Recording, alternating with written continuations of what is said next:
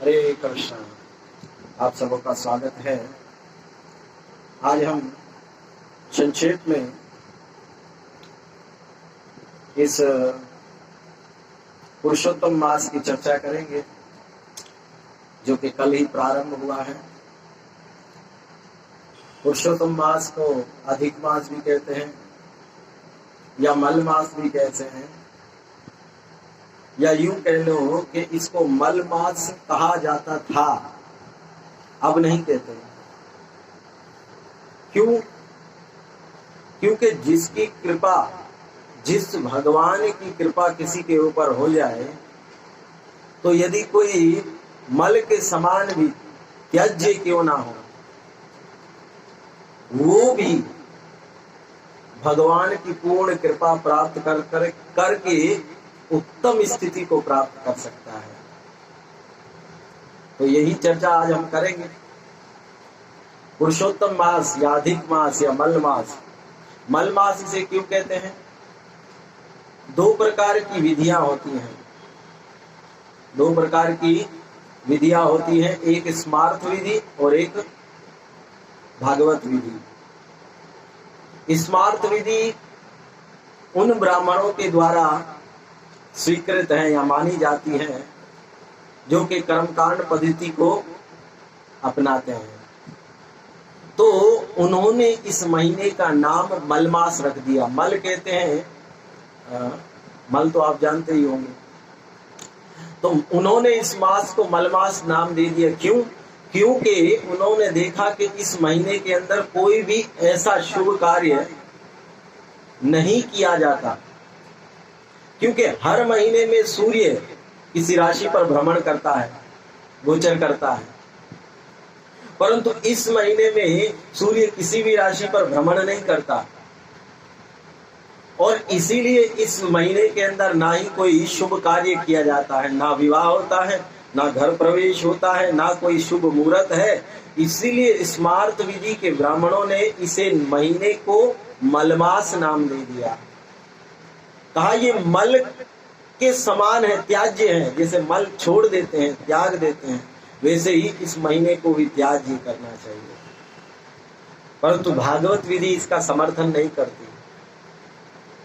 भागवत विधि कहती है नहीं, ये महीना मलमास नहीं है। क्यों? क्योंकि हर एक महीने का एक अधिष्ठाता देव या देवी होती है। जैसे सूर्य के अधिष्ठाता देव है विवस्वान। चंद्रमा का अधिष्ठाता देव है सोम। उसी प्रकार हर एक वस्तु के अधिष्ठाता देव या देवी होते हैं। जैसे गंगा नदी है, परंतु उस नदी गंगा का अपना अस्तित्व एक देवी भी है। उसी प्रकार हर एक महीने के देवी या देवता होते हैं। तो इस मलमास की भी एक देवी है। जब उस देवी ने देखा कि लोग मुझे त्याग देते हैं, मेरा सम्मान नहीं करते, अरे मेरे महीने में जब ये मेरा महीना अधिक मास आता है तो कोई भी साधन भजन भी नहीं करता, सब मुझे त्याग देते हैं, मल के समान मुझे समझते हैं। इसीलिए उस देवी को घृणा हुई। वो देवी रोने लगी, विलाप करने लगी, मुझे कोई स्वीकार नहीं करता, मुझे कोई स्वीकार नहीं करता। उस अंत में रोते रोते वो देवी भगवान विष्णु के पास गई, प्रभु प्रणाम किया और रोने लगी, फूट फूट कर रोने लगी। भगवान ने कहा, देवी क्या बात है, इतना विलाप क्यों कर रही हो? देवी ने कहा, प्रभु आप ही ने सबको बनाया ना, सारी सृष्टि को आपने बनाया, तो फिर आपके बनाए हुए मुझ अधिक मास को लोग मलमास क्यों कहते हैं और मुझे त्याग देते हैं, कोई स्वीकार नहीं करता, ऐसा क्यों? भगवान विष्णु मुस्कुराने लगे, कहा, देवी निश्चिंत रहो, तुम वैकुंठ में आ गई हो, और जहां पर कोई कुंठ, कोई दुख, कोई चिंता नहीं रहती है। तुम्हारा दुख भी शीघ्र समाप्त होगा, चिंता मत करो। परंतु मैं तुम्हें भगवान श्री कृष्ण के पास लेकर जाता हूं। वो तुम्हारी इस दुर्दशा का निवारण करेंगे, वो तुम्हें सहायता प्रदान करेंगे। भगवान विष्णु उस मलमास की देवी को लेकर भगवान वैकुंठ से गोलोक वृंदावन चले गए। बहुत सुंदर कथा है। गोलोक वृंदावन में भगवान श्री कृष्ण और भगवान विष्णु का मिलन हुआ तो वहां पर मलमास की देवी फूट फूट कर रोने लगी। भगवान विष्णु ने कहा कि प्रभु इसे शरणागत दीजिए, कोई इसे शरण नहीं देता, कोई इसके महीने आने पर, अधिक मास आने पर शुभ काम नहीं करता। अरे लोग इसे मल के समान समझते हैं, इसीलिए ये विलाप कर रही है, रो रही है, दुखी है, इसके दुख का निवारण कीजिए।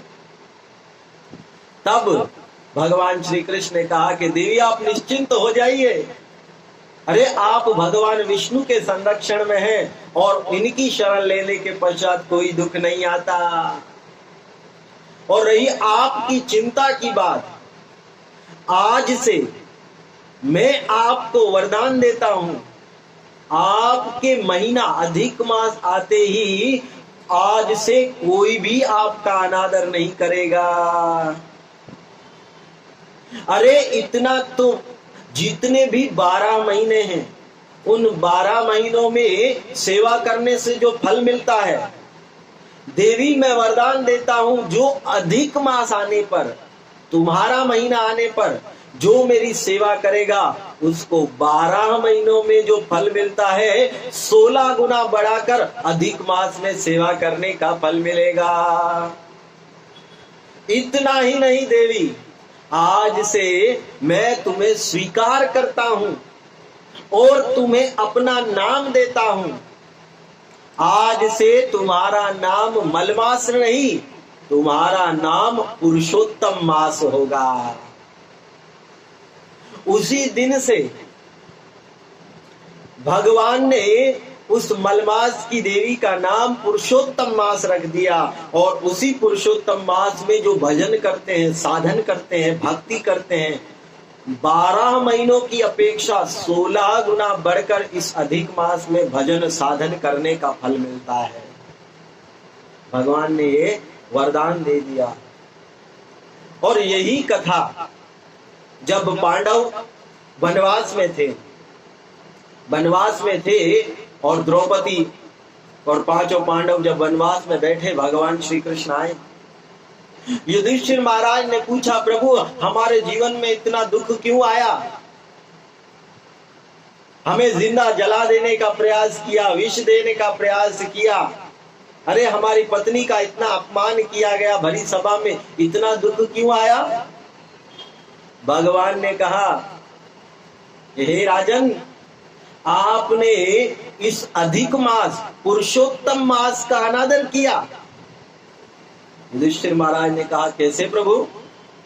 कहा कि ये जब अधिक मास आया तब आपने इसका पालन नहीं किया, साधन भजन नहीं किया, इसीलिए आपको इतना कष्ट उठाना पड़ा।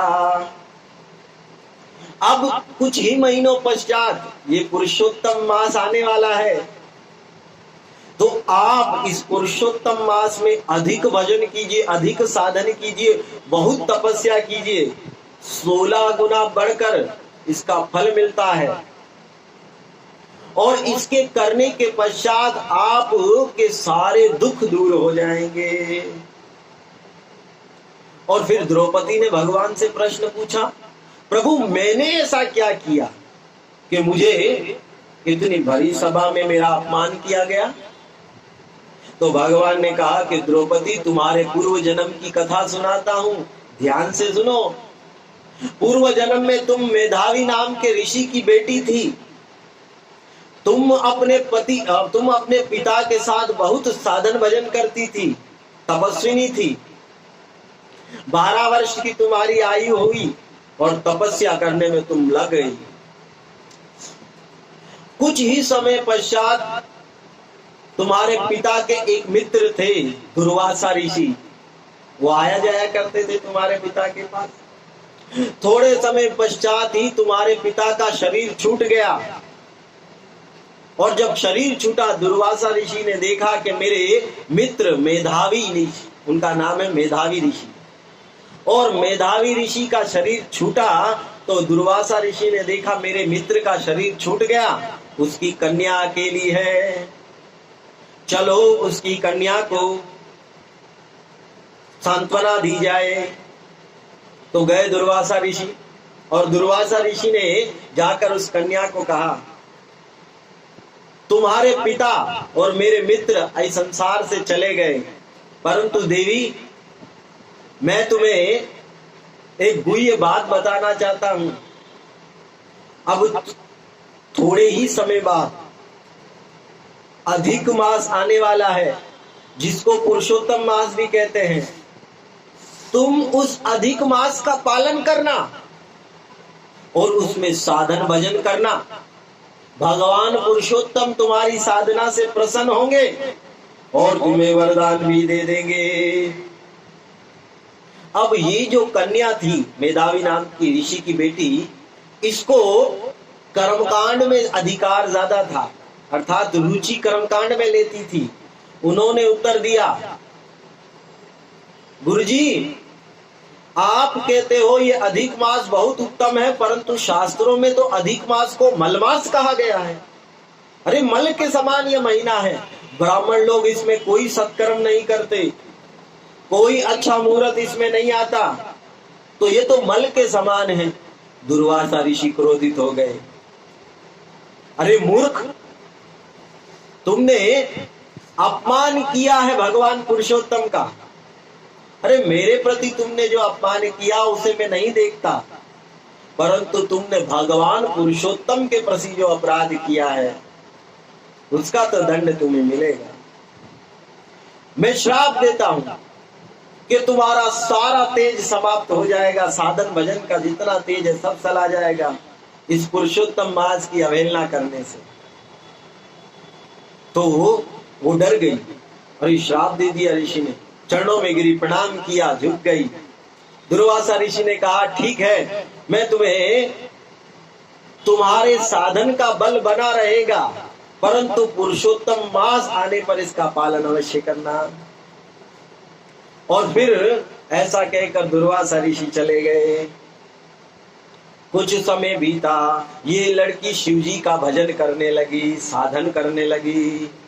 अब शिवजी का भजन करते करते करते करते 12 वर्ष बीत गए, 1200 वर्ष बीत गए। कई वर्षों तक इसने तपस्या की, शिवजी प्रसन्न हुए। अब इतने लंबे तपस्या करने का इसका प्रयोजन ये था कि मुझे पति प्राप्त हो। पति को प्राप्त करने के लिए शिवजी का भजन करने लगी। कई वर्षों तक भजन किया, तपस्या की। अंत में शिवजी प्रसन्न हुए, और शिवजी प्रसन्न हुए तो सामने आए। शिवजी ने कहा, मांगो क्या चाहिए। ये इतनी उत्सुक थी कि इसने भगवान शिव को कहा, प्रभु मुझे पति चाहिए, पति चाहिए, पति चाहिए, पति चाहिए। ऐसे कहते हुए 5 बार कह दिया कि मुझे पति चाहिए। तो शिवजी ने कहा, तथास्तु, तुम्हारे 5 पति होंगे। अब ये लड़की को चिंता हुई, अरे नहीं नहीं नहीं, मुझे 5 पति नहीं चाहिए, एक ही पति चाहिए।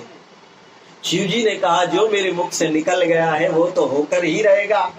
हाँ, इतना कर सकता हूँ, इस जन्म में तुम्हारे 5 पति नहीं होंगे, परंतु अगले जन्म में तुम्हारे 5 पति होंगे।